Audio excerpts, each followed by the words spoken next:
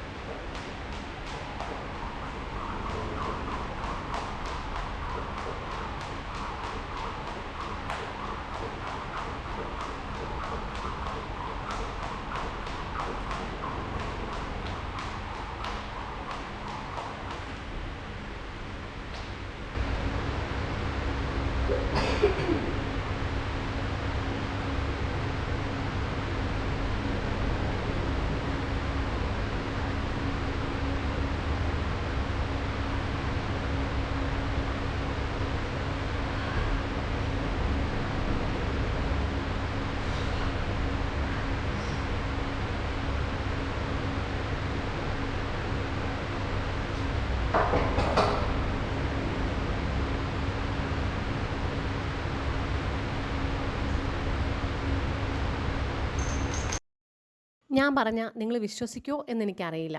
പക്ഷേ കഴിഞ്ഞ 1 വർഷമായിട്ട് എൻ്റെ ജീവിതത്തിൽ ഞാൻ ഉദ്ദേശിച്ച കാര്യങ്ങളൊന്നും നേടിയെടുക്കാൻ എനിക്ക് സാധിച്ചിട്ടില്ല. ശരിയാണ്, കേരള ഹൈക്കോടതിയിൽ ഞാൻ സ്വമേധയാ കേസ് വാദിച്ചു എന്നുള്ളൊരു വാർത്ത എല്ലാവരും അറിയുകയും എല്ലാവരും എന്നെ പുകഴ്ത്തി പറയുകയും അത് വളരെ സെൻസേഷൻ ആവുകയും എനിക്ക് അപ്രീസിയേഷൻ ലഭിക്കുകയും ഒക്കെ ചെയ്തിട്ടുണ്ട്. പക്ഷേ ആ കേസിൻ്റെ പുറകെ നടന്നതുകൊണ്ട് ഞാൻ പ്ലാൻ ചെയ്ത ചെറിയ ചെറിയ മറ്റു പല കാര്യങ്ങളും എനിക്ക് നേടിയെടുക്കാനായിട്ട് സാധിച്ചില്ല. അതിനാലാണ് ഞാൻ day in my life series ചെയ്യാം എന്ന് വിചാരിക്കുന്നത്. ഇതൊരു പരസ്പര ധാരണയാണ്.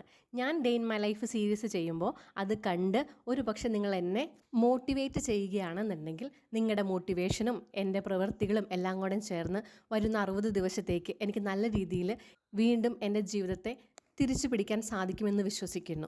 ചെറിയ ചെറിയ കാര്യങ്ങളൊന്നും ഞാൻ ഡോക്യുമെൻ്റ് ചെയ്യില്ല. അതായത് രാവിലെ എഴുന്നേൽക്കുന്നു, പല്ല് തേക്കുന്നു, കുളിക്കുന്നു, ഇത്തരം കാര്യങ്ങളൊന്നും ഡോക്യുമെൻ്റ് ചെയ്യില്ല.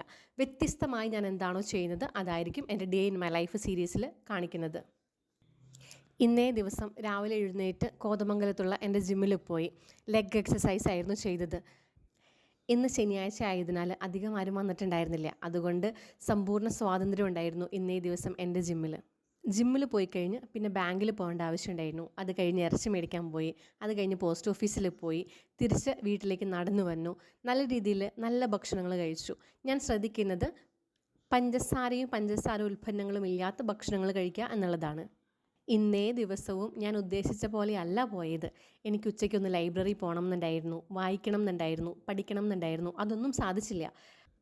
പക്ഷേ തിരിഞ്ഞു നോക്കുമ്പോൾ നല്ലൊരു ദിവസമായിരുന്നു എന്ന് ചോദിച്ചാൽ യെസ്, തീർച്ചയായും ഇന്നേ ദിവസവും നല്ലതായിരുന്നു.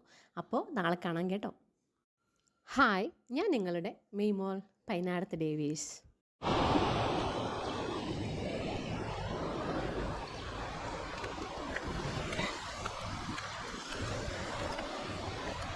എങ്ങനെയുണ്ട്?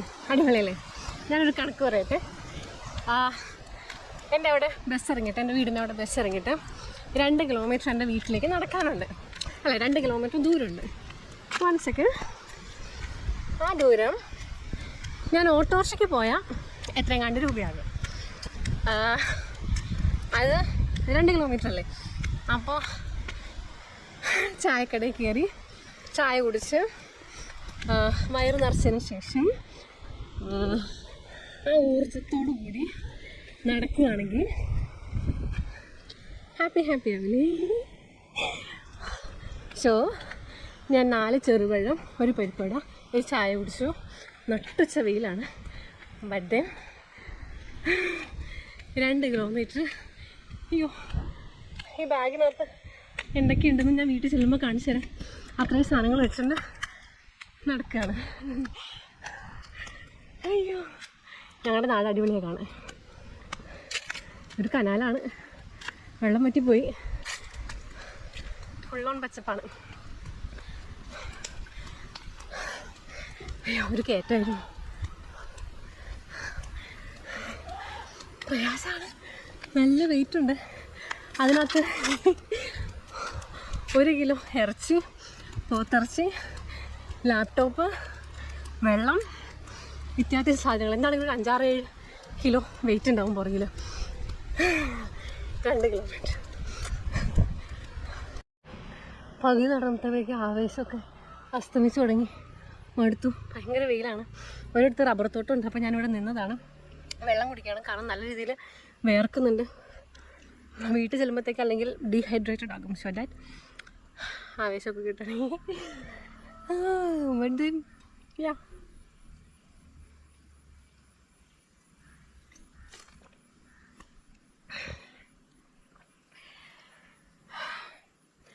ഓട്ടോ വിളിച്ചെന്നാൽ മതിയായിരുന്നു. എൻ്റെ ബാഗിനകത്ത് എന്തൊക്കെയാണെന്ന് കാണിച്ചു തരാം. ഒരു ഡയറി, പേഴ്സ്, ചൂട് ചായ കൊണ്ടുപോകുന്ന സാധനം, ഗോപ്രോ വയ്ക്കുന്ന സംഭവം, വെള്ളക്കുപ്പി, ഇറച്ചി, ജിമ്മിലിട്ട ഡ്രസ്സ്, ലാപ്ടോപ്പിൻ്റെ ചാർജറ്, മുട്ട പുഴുങ്ങിയത്, മൊബൈലിൻ്റെ ചാർജർ. ഇത്രയും സാധനങ്ങൾ കൊണ്ടാണ് what's in my bag series. അയ്യോ, മടുത്തു. നടന്നു വരുന്നതിൻ്റെ ഉദ്ദേശം എന്താണെന്നറിയോ? റോഡ് സൈഡിൽ ഇതുപോലെയുള്ള പഴവർഗ്ഗങ്ങളൊക്കെ കാണും. മൂത്തിട്ടില്ല, ഞാനെല്ലാം നെക്കി നോക്കി. പഴുക്കുന്ന സമയത്ത് നമുക്ക് പറിക്കാൻ പറ്റും. വെയിലുണ്ട്, ചുമന്നു.